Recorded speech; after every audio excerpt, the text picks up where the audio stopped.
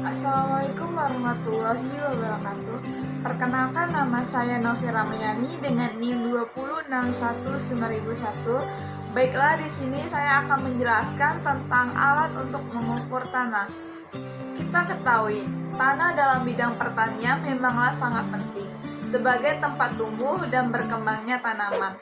Selain sebagai tanaman tumbuh, tanah juga berperan sebagai penyediaan unsur-unsur hara dan air untuk melakukan proses metabolisme dalam tumbuh tanaman. Baik, salah satu faktor untuk berkembangnya tanaman itu harus kita mengetahui tingkat derajat tanaman tanah atau biasa disebut dengan potensial hidrogen. Mengapa sangat penting kita mengetahui keasaman tanah? Karena kita ketahui bahwa di dalam tanah itu banyak mengandung unsur hara seperti hidrogen, fosfor, dan helium, dan juga beberapa unsur hara yang lainnya yang akan digunakan tanaman untuk menyerap nutrisi tersebut untuk memproses tanaman tersebut. Nah, apa yang terjadi jika pH tanah itu rendah? Tanah yang masam dapat menyebabkan penurunan ketersediaan unsur hara bagi tanaman. Kemudian meningkatnya dampak unsur beracun dalam tanah serta dapat menurunkan hasil tanaman. Nah, ada hal juga yang sangat berpengaruh, itu dapat mempengaruhi fungsi biota tanah yang bersimbiosis dengan tanaman seperti fiksasi nitrogen dan bakteri rhizosium. Baiklah, ada beberapa alat ukur untuk mengukur tanah. Yang pertama meteran, yang kedua pH meter tanah. Baiklah, ini adalah salah satu contoh alat untuk mengukur tanah, yaitu meteran. Meteran sering disebut juga pita ukur atau tap karena umumnya tersaji dalam bentuk pita dengan panjang tertentu. Sering juga disebut roll meter karena umumnya pita ukur ini pada keadaan tidak dipakai atau disimpan dalam bentuk gulungan atau roll.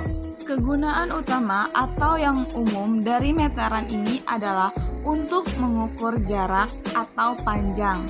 Kegunaan lain yang juga pada dasarnya adalah melakukan pengukuran jarak, antara lain mengukur sudut lain, sudut horizontal maupun sudut vertikal atau lereng, membuat sudut siku-siku dan membuat lingkaran. Baiklah, kita akan mengukur daun kuncir ayam, di mana daun kuncir ayam ini tingginya 20 cm dan lebarnya itu 6 cm. Yang ini bunga lidah mertua, tingginya 30 cm dan lebarnya 3 cm. Baiklah, selanjutnya ada alat pengukur tanah, itu namanya pH meter tanah. Nah, bagaimana cara menggunakannya? Ini adalah tanaman kurma. Ini baru berusia 1,5 tahun. Ini ukurannya 200. Dituliskan pH, lalu kita tancapkan sedalam-dalamnya.